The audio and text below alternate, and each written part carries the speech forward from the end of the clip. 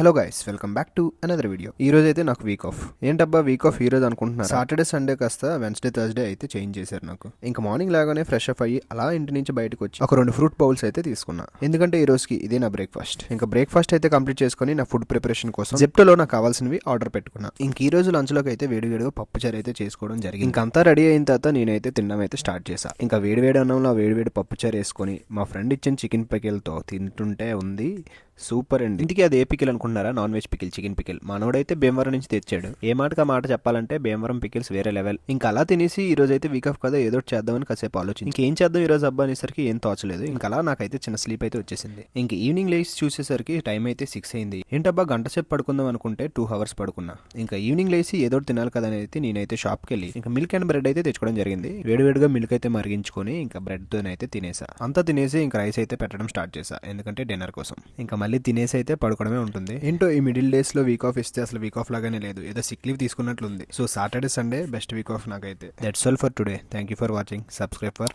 More videos.